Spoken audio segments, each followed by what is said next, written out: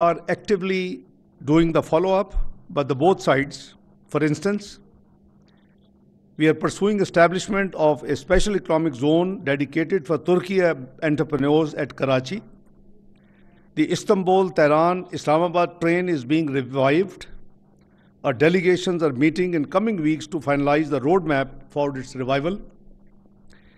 Number 3, we have already allocated land for construction of Marif School in Muzaffarabad. A Marif Foundation delegation is visiting Muzaffarabad today and visiting the site for evaluation.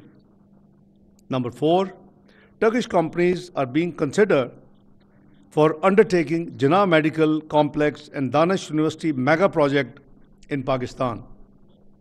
Turkish companies will also be participating in offshore drilling projects in Pakistan, and there is a huge interest they have exhibited.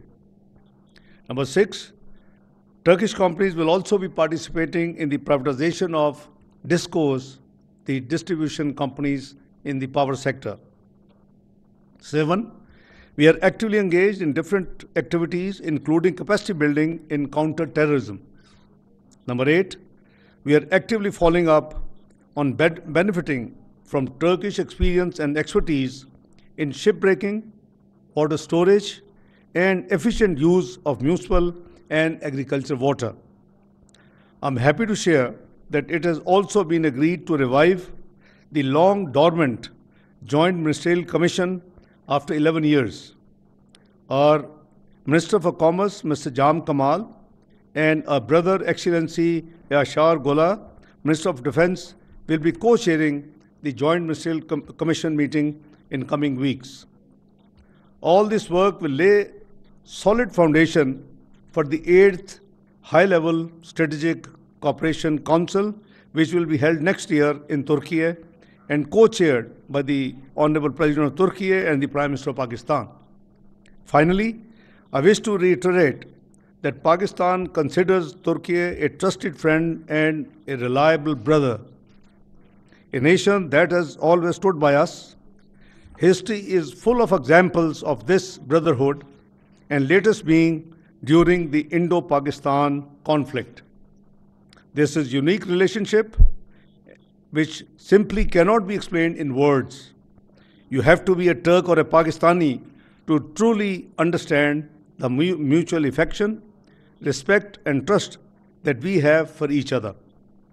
Pakistan deeply values its brotherhood with Turkey, and I reaffirm that Pakistan will always stand shoulder to shoulder with our Turkish brothers and sisters. Tonight, both my brother Hakan and myself will be traveling to Malaysia to attend the ASEAN Regional Forum meeting. I look forward to continuing our discussions there. Thank you, my dear brother. Over to you. Okay.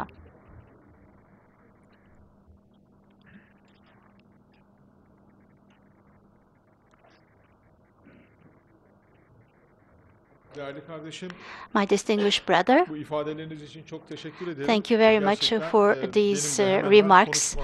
And this is actually more or less the content of my remarks. So it was like a joint statement for both countries. But together with that, I would like to share a few things to the distinguished members of the press. Distinguished members of the press, today in Islamabad, we are paying a visit to this beautiful city together with our Minister of National Defense, Mr. Ishaq Dar. It's a productive visit indeed. And on this occasion, I would like to thank the Deputy Prime Minister and Foreign Minister of Pakistan for the hospitality he has extended to His Excellency Senator Mohammed Ishaq Dar. And just a minute ago, we had a very productive meeting together with our delegations and with the Minister of Defense. And hopefully in the afternoon, we will be paying a visit to Prime Minister Shahbaz Sharif. And we will also be paying a visit to the Commander of the Land Forces, Field Marshal Asim Munir. Distinguished members of the press, the exceptional relationship between Turkey and Pakistan stems from the fraternal relations between the two nations. The strong ties between our leaders and the strong ties between our nations takes us to more concrete, more progressive, more productive results indeed. The duty that falls on the governments is actually to transform our fraternal relations into an institutional partnership. And the steps to this aim are taken in a very strong and determined manner. Economy, energy, defense industry, education and culture areas are areas that we have extended our cooperation each day. The High-Level Strategic Cooperation Council organized its 7th meeting, as you have followed, under the presidency of our President and the Prime Minister of Pakistan last February in Islamabad. And the following meeting of this council is going to take place in 2026 in our country. And under the directives of our leaders, all the relevant institutions are actually working under the framework that has been drawn in this High-Level Strategic Cooperation Council. As my distinguished brother has mentioned, the joint working groups under the High-Level Strategic Cooperation Council from defense, from energy, from education are all working in a very productive manner. We are aiming to increase our commercial relations to $5 billion, and in the field of energy, we are intensifying our joint activities in mining and also in precious stones, as well as natural gas and the oil sector. We are assessing our cooperation mechanisms. Within this framework, TPAO and the National Oil Company of Pakistan has signed an agreement in April of this year, and it is actually a very important step. And through this agreement, our companies will be able to drill for oil and natural gas in the offshore area of Pakistan, and this is going to be a preliminary example of our much more structural cooperation. The air connection between the countries is working in a productive manner, and together with that, we believe that the sea, land, and railway connections, which is important for our commercial relations, need to be further strengthened, and the technical activities for this preparation is ongoing. Another important and critical substance for us is the issue of education. The Turkish Marif Foundation has more than 80 schools in Pakistan, and hopefully this educational network is going to be extended further. I would like to specifically thank my distinguished brother and the government of Pakistan for the support they have rendered on this topic. Distinguished members of the press, both Turkey and Pakistan have taken important steps in the area of defense industry, and these are all issues that we're proud of. In the coming days, our cooperation for the defense industry is going to be further strengthened, which is really important for the security of our countries. It is a very strategic step, and in many areas there are projects that are ongoing in this particular area. Our countries have been fighting against terrorism for long years, and we have a strong will that we have exhibited, and we will continue to be supporting each other on this aspect. On this occasion, I would like to once again condemn the terrorist attack that took place in Khyber Pakhtunkhwa state on the 28th of June. The support we have received from Pakistan in our counterterrorism against FETÖ, PKK, YPG, and Daesh is also a very important support for us.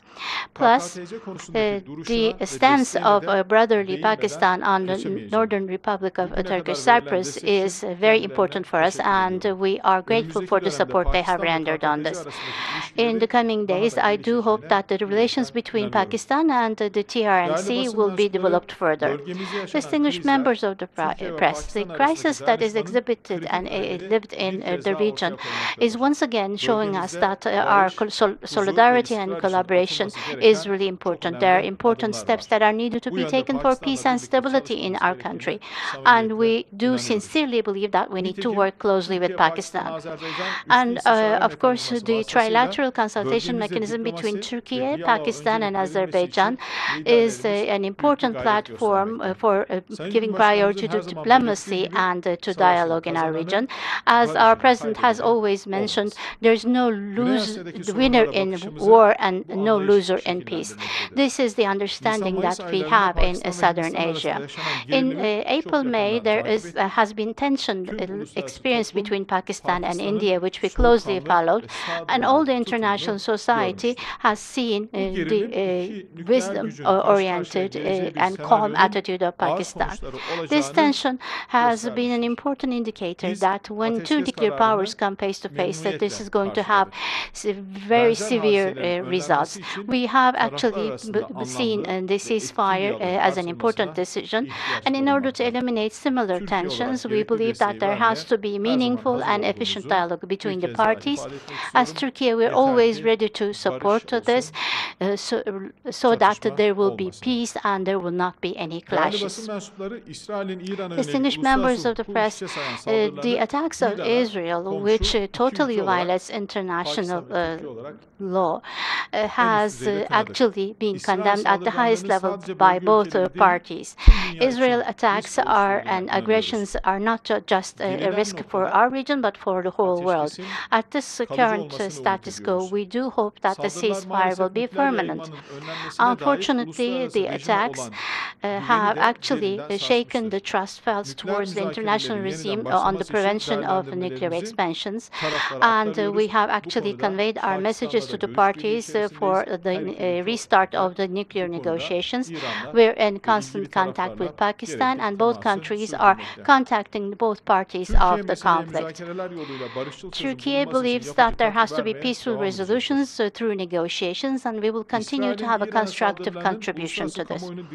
The attacks of Israel against Iran is only attracting the attention of the whole world to a different sphere rather than the massacre in Gaza and the genocide in Gaza. Today, with my distinguished counterpart, we also discussed about the joint steps that we can take for our Palestinian brothers. On the table, we actually need to, you know that there is a plan about a ceasefire and uninterrupted humanitarian assistance, and we're in constant contact with the mediator countries, and we will continue to contribute to this process. Within this plan, the Israel attacks and aggression should end, and we hope that peace will be brought to Gaza and calm will be established. We will continue to support the Palestinian people and the Palestinian cause. Distinguished members of the press, with our Pakistani brothers, we will continue to have strong collaboration and coordination with our Pakistani brothers, and we do hope with the soul of solidarity and cooperation, we will take our relations to a further level. The friendly relations between Turkey and Pakistan will continue until eternity, and once again, I would like to thank my distinguished counterpart, Ishaq Dar, for his hospitality before you. Thank you very much.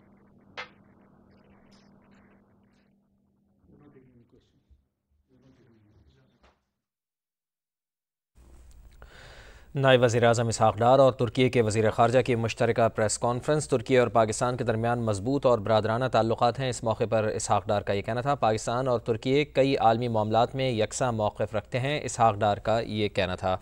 और इसके साथ साथ आपको ये भी बताएं कि पाक भारत कशीदगी के दौरान पाकिस्तान ने ज़ब्त और तहम्मुल और दानिशमंदी का मुज़ाहरा किया। तुर्क वज़ीर ख़ारजा का ये कहना था। इसराइली जहरियत ने पूरे ख़ित्ते को ख़तरे में डाला। तुर्क वज़ीर ख़ारजा की जानिब से कहा गया, पाकिस्तान की मेहमान नवाजी के बेहद शुक्रगुजार हैं। तुर्क वज़ीर ख़ारजा का अपनी प्रेस कॉन्फ्रेंस में ये कहना था। वज़ीर आज़म मोहम्मद शहबाज शरीफ से कुछ देर बाद मुलाकात होगी। पाकिस्तान और तुर्की के दरमियान मुनफरिद नौइयत के ताल्लुक़ात हैं। तुर्क वज़ीर ख़ारजा का ये भी कहना था कि दोनों मुल्कों के ताल्लुक़ात को इदारा जाती शराकत दारी में तब्दील किया जा रहा है। इसके साथ साथ दोनों मुल्कों ने इक़्तिसादी उमूर, सक़ाफ़त और दिफ़ा के शोबों में ताउन को फ़रोग़ दिया है। तुर्क वज़ीर ख़ारजा का ये भी कहना था कि दोनों ममालिक बाहमी तिजारत को $5 अरब तक बढ़ाने के ख़्वाहां हैं। पाकिस्तान और तुर्की के दरमियान ऑयल और गैस में ताउन को फ़रोग़ दे रहे हैं। हाकान फ़िदान की जानिब से ऐसा कहा गया। आगे बढ़ते हैं और आपको बताते हैं कि गवर्नर सिंध कामरान टिसोरी की हिदायत पर गवर्नर हाउस में लियारी मुतासरीन सेल कायम कर दिया गया है, जो लियारी में गिरने वाली इमारत और दीगर खाली होने वाली इमारतों के मुतासरा ख़ानदानों से ताउन और उनके मसाइल हल करेगा। मज़ीद जान लेते हैं समग्र